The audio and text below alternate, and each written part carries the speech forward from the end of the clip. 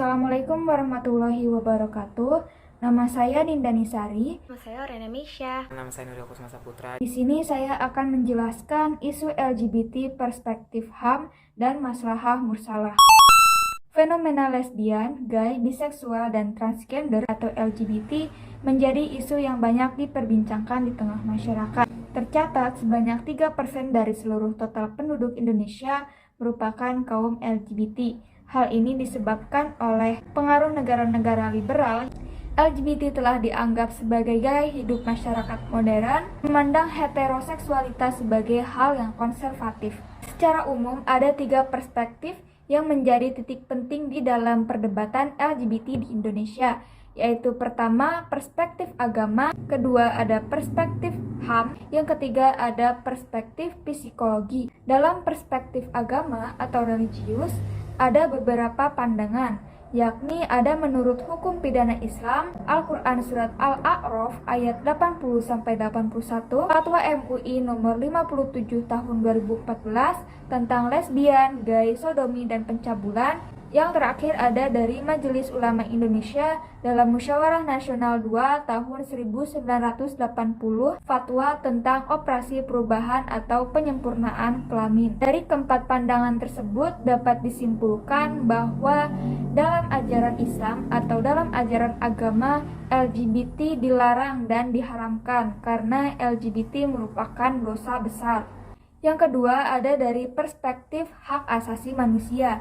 Menurut HAM, kelompok yang memilih untuk pro terhadap LGBT merupakan bagian dari pemenuhan hak asasinya.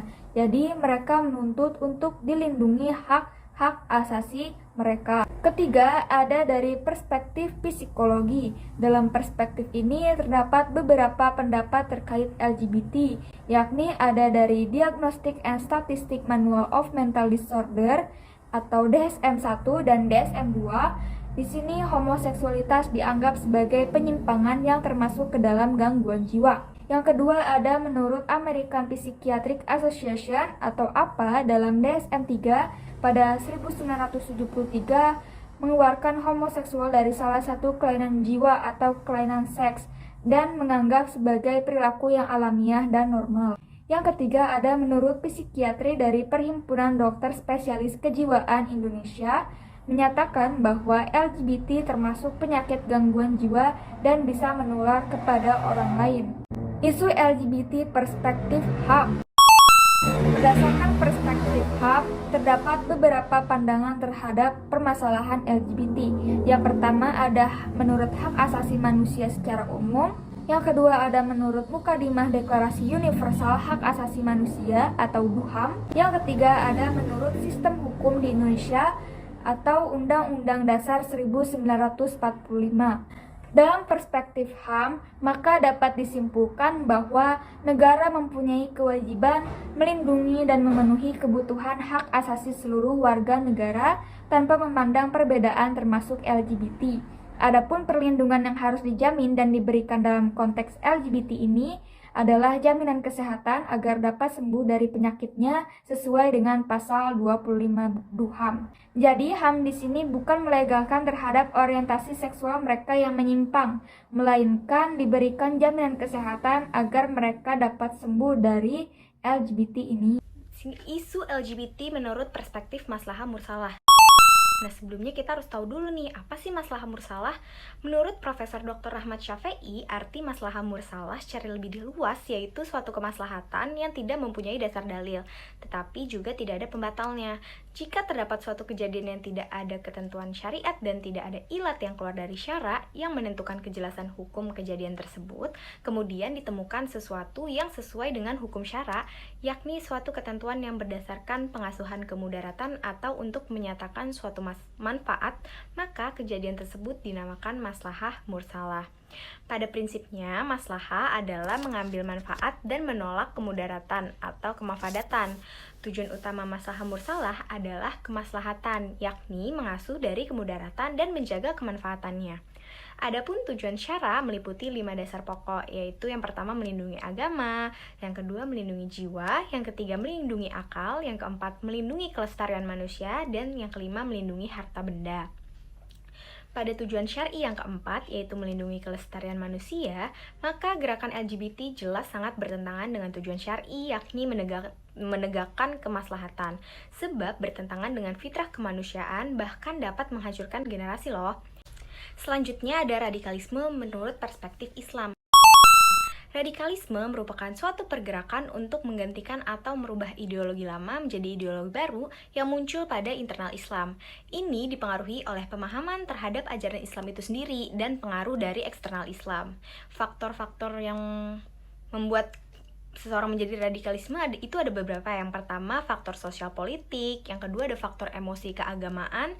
Yang ketiga, ada faktor kultural. Yang keempat, ada faktor ideologis anti-westernisasi. Dan yang terakhir, ada faktor kebijakan pemerintah.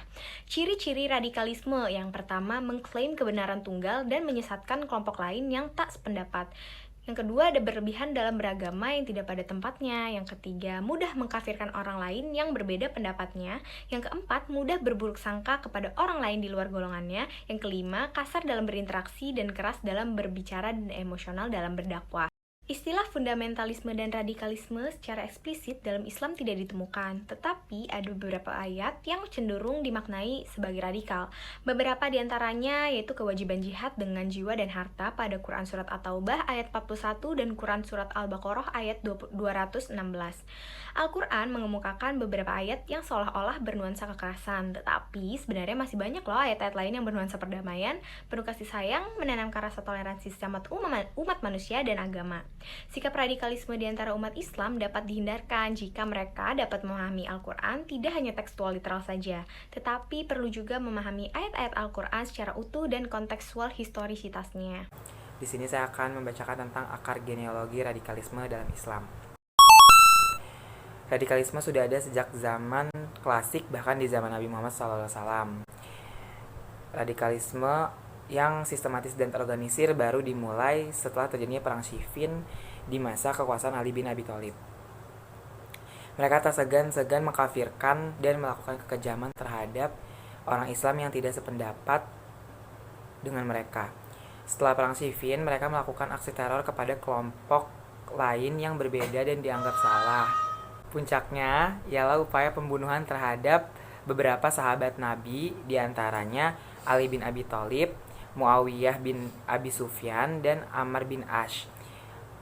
Meski akhirnya usaha pembunuhan itu hanya berhasil terjadi kepada Ali bin Abi Thalib.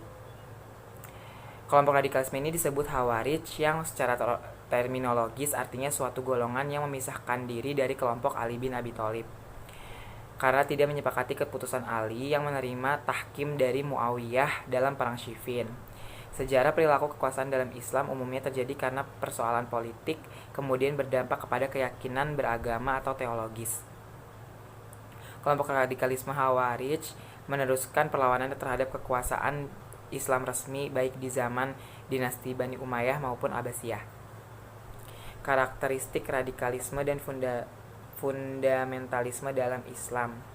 Yang pertama itu skripturalisme, yaitu pemahaman harfiah dan tekstualitas atas ayat-ayat Al-Quran. Yang kedua, penolakan terhadap pluralisme dan relativisme.